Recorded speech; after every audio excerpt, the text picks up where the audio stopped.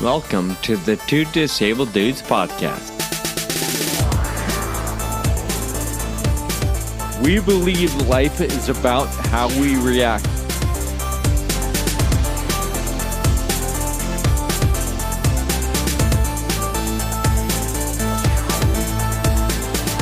Hey, welcome to the Two Disabled Dudes podcast. My name is Sean, and I'm glad you're listening right now to another episode made possible in part by Reata Pharmaceuticals. Last month, Kyle and I met up in Denver for a conference, and while we were there, we set aside some time to try our hand at recording in the same room. The conversation you're about to hear is from our time together in Denver. Please enjoy.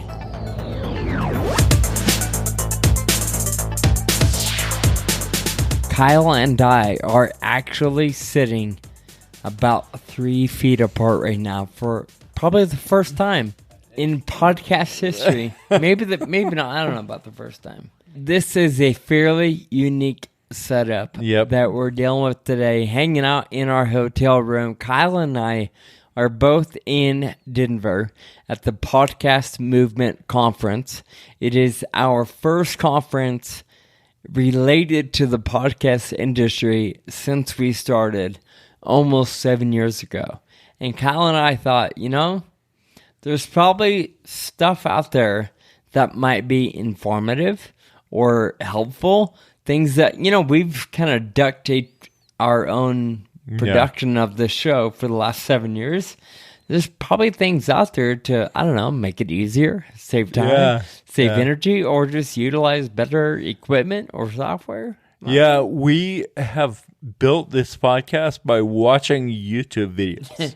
And nothing against that, but it is nice to talk to somebody every once in a while and see how they do things. We are certainly proud of what we've done, and it's been rewarding to see and hear from other podcasters and folks in this space, seeing what they do and how they do it. So it's been a fun couple days. We'll get back to some of the details of that in a minute, but you and I talk often about travel and the hardships of it, whether it be flying or luggage or whatever.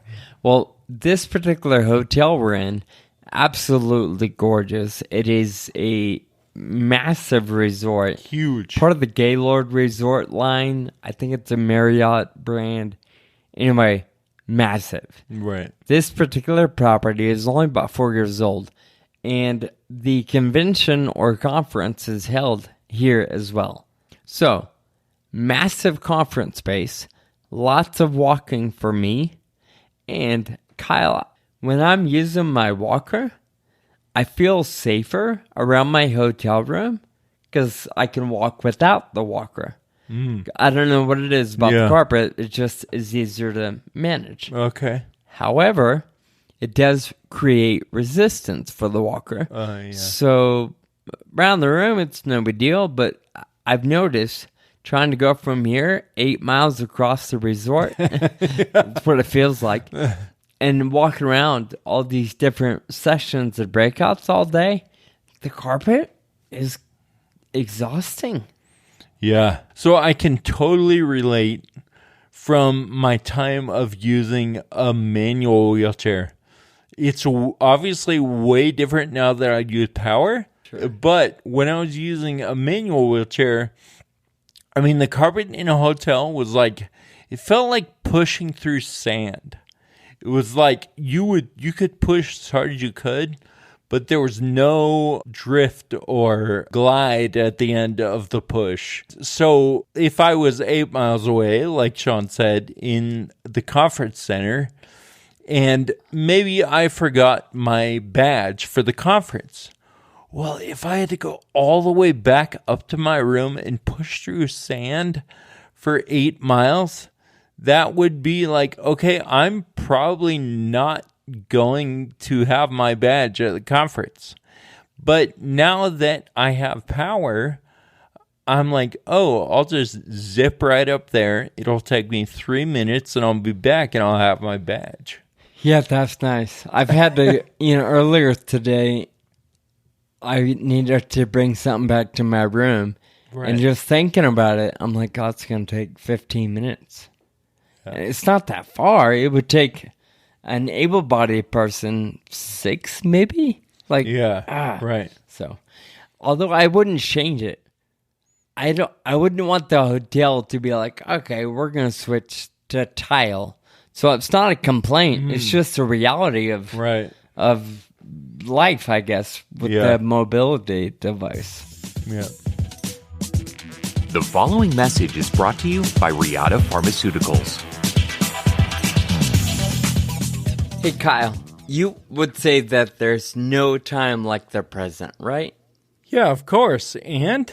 Well, like now is the time. Be in the now. The moment is now. Yeah, I would say focusing on the now is pretty important. But what are you getting at? Well, I'm glad you asked. I just want to let our community know that Skyclarys omavaloxolone 50 milligram capsules is now available. Of course. The first and only FDA-approved prescription medicine for Friedreich ataxia in patients 16 years and older is now available. So, if you or a loved one has FA, be sure to talk to your doctor to see if Skyclarys is right for you. Now, dude. The time is now. And to stay updated on all things Skyclarys, visit Skyclarys.com. Before taking Skyclarys, tell your healthcare provider about your medical conditions and medicines you take. Skyclarys may cause serious side effects, including an increase in liver enzymes in your blood, increase in a blood protein which tells how well your heart is working, and changes in cholesterol levels. Your doctor will test these levels before and during treatment with Skyclarys. The most common side effects of Skyclarys include increased liver enzymes, headache, nausea, stomach pain, tiredness, diarrhea, and muscle pain. Call your doctor if you have any side effects. For additional information about Skyclarys, please see the full prescribing information and patient product information at www.skyclarys.com. This ad was brought to you by Reata Pharmaceuticals.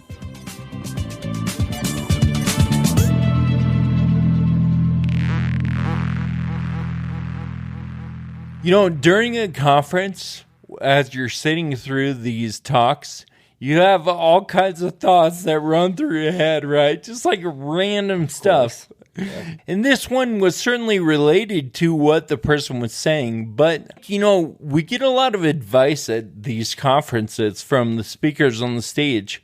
And it doesn't always jive with our personal experience, right? There's a lot of talk about finding your space and making room for yourself and throwing some elbows and making your voice heard. In this really crowded space.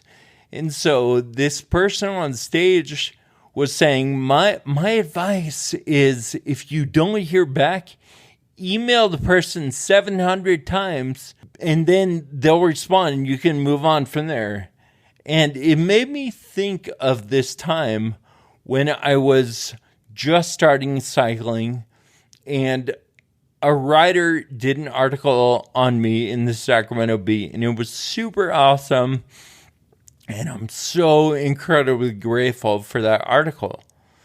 And then the next year, I was still cycling, and I was doing another trip, and I thought it would be incredible to have an article in the Sacramento Bee again. Obviously, that would be amazing. So I emailed the writer, and he didn't get back to me.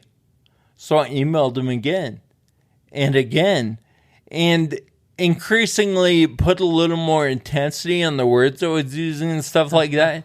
Yeah. And finally, he emails me back and he made himself clear that he was really annoyed with me. And he said something like, dude, just because I wrote an article on you last year doesn't mean I'm going to be at your beck and call all the time. And certainly in the moment, I felt terrible, like I had overstepped and I was this young kid who didn't know how this stuff works, and that was certainly true. And I think about that all the time. Even now, I feel terrible about it because I burned that bridge.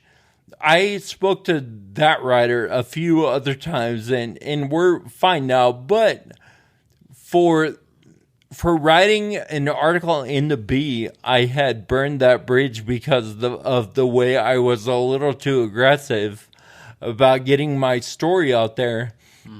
And so that obviously contradicts what the person was saying on stage today.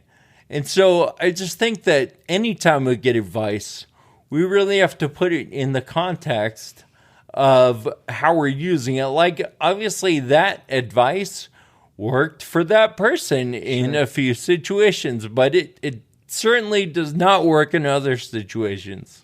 I think it's a story with some good takeaways, but the biggest thing that goes to my head as you were telling me the story was I just felt embarrassed for you. We've heard our friends in Hollywood say no response is a response when it comes to Hollywood, right? Yeah. Or even, I don't know, big business or high dollar things. So sorry that the guy made you feel small. Well, no, and he had every right to, right? Sure. And I certainly have changed my approach because of that interaction. Yep. And that informs how I move forward. But anyway, it was just funny that it was totally opposite of what they were saying. Speaking of advice, as you were sharing this story, what came to mind was how that relates to people in the world of disability. Because for us, our condition is different, or at least the symptoms and the way it impacts us is different. And throughout the world of rare disease, one person's story with, say, Duchenne is going to be different than another person's story with Duchenne. So specifically, I wanted to point out a lesson here in the importance for all of us to engage in advice that feels right, but to be okay with making adjustments as we go. If you think about it, Kyle, you felt like that was the right thing to do 20 years ago, is email the guy again and again and again. Right. I'm not sure why you felt that, but you did. Right. But you probably wouldn't do that again today. Right. Unless maybe you have rapport. Like, maybe you email me and I ask you a question, I don't respond. You're going to keep bugging me until you get the answer. And that would be expected in a sense. But the lesson in there, to me, it speaks to me in knowing that it's okay to, call it mistakes, call it a failure, call it a oops, shouldn't have done it that way. And we're going to have a lot of those in the world of disability and rare disease specifically. We're going to try something tomorrow and it's not going to work. So we just don't do it again. And I think that's a big lesson we can all learn, whether it's related to podcasting or managing the way you take care of life or your job or your kids or whatever. Yep. No, I agree. And the key is to realize what happened and make changes. I think it happens a lot. We can observe ourselves and be like, oh, I'm such an idiot, or I should have done that differently, whatever. And then do it again and again and again. Like we've all done that. The key is to make changes based on your experiences, right? Yep. I think you're right. So what is one thing that you took away from your time here at the conference? Lots of little things that you and I can implement for the show, but some other lessons that go beyond the show. One thing that sticks out to me is hearing somebody talk about the need of being comfortable with change and needing to evolve and not getting stuck in a rut just because it's comfortable. Being okay with trying something new. And it might not work, but keeping an eye on the results, maybe the data, how it plays out, and giving yourself permission to try new things. No matter what the topic was, I feel like everybody said, try it. If you have an idea, try it. Yeah. Some people have different timelines, but I've heard a few people say try it for a month or 90 days. Yeah. Because really, just doing it once or twice, it's going to be hard to measure and compare that to what you've been doing for the last year and a half. Right. I think the key is experimenting. Yeah. And like you said, just give it a shot, see what happens. If the numbers go up, awesome. I also heard, with respect to this concept, if you want to know what people like, ask them. Yeah. So partly that's kind of a call to whoever's listening to reach out to us. Let us know what you want to hear about, or maybe what you don't want to hear from Sean about. One of the things that I noticed that I really liked, I'm not sure that I was surprised by it as much as pleased, but there was way more collaboration in a space that seems to be getting very crowded. It seems like there would be a lot more people trying to shove each other out of the way. But this week, it really felt like people were trying to lift each other up. Mm-hmm. And I thought that was one of the lessons that I took away from one of the keynotes, was that, we should all really be helping each other get what we want. And that's going to help all of us out. Absolutely. I think of it in the world that we spend a lot of time on, and a lot of our listeners spend time in. We're going to run into people that might have a different perspective, or maybe a different discipline or practice, but we're all here to encourage one another and basically create community, which is what I feel like this whole conference has been about. Meeting people, making new friends, and bouncing ideas off each other, collaborating with this, that, and the other. Yeah, learning from experiences. I am thinking of a conversation we had late in the day today, but we were both sharing our experiences. Yeah. And how cathartic is it to share and realize that they're going to hopefully help somebody else. I think that's a big part of life, is passing on your learnings to help somebody else. It's really a wonderful thing. It's a big part of doing the show. The hope is that somebody else out there doesn't feel alone in their journey with whatever they're up against. The nature of the podcast community, if anyone was wondering, is incredibly collaborative. All right, Kyle, I want to play our quote of the week here. I'm having to paraphrase, but it comes from one of the speakers here at the conference, Alex Sanfilippo. I might be saying his name wrong. Yeah, the CEO and founder of Podmatch. Right. So at the very least, we give credit for that. Yeah. What got you to where you are today won't get you to where you want to go tomorrow or next week or next year.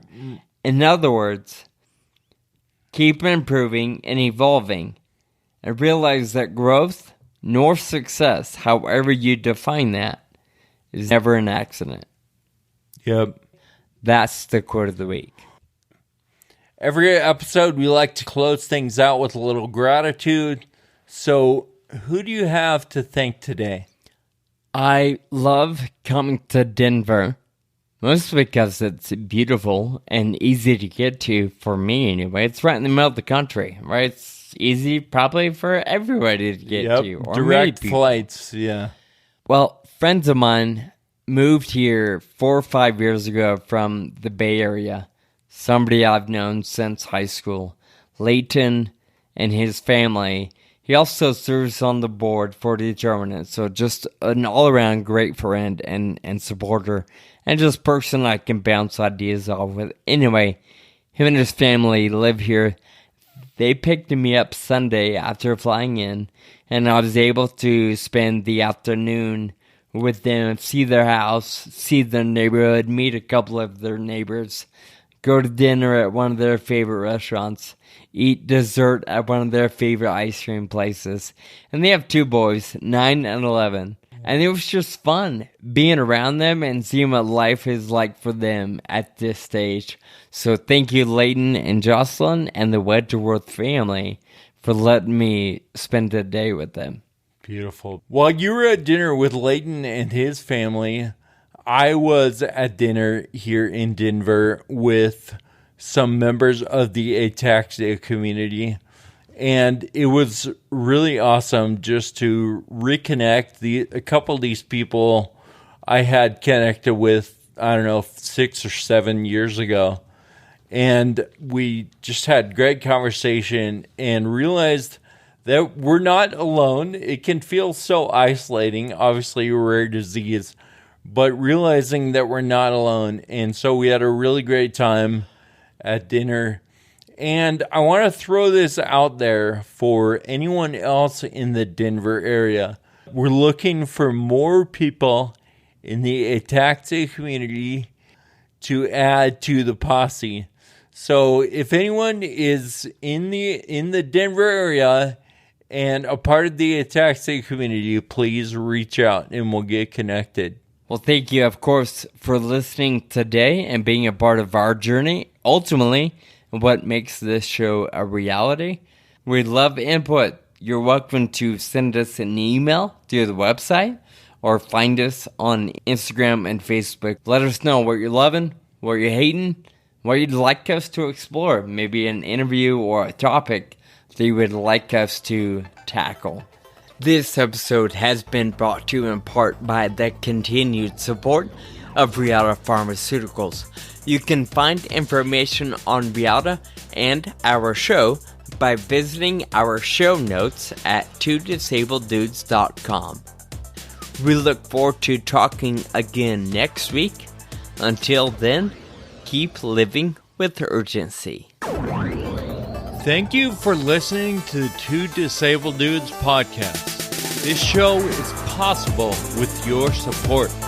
Visit twodisableddudes.com to donate. Connect with us on Facebook, Twitter, and Instagram. And be sure to subscribe on your favorite podcast app.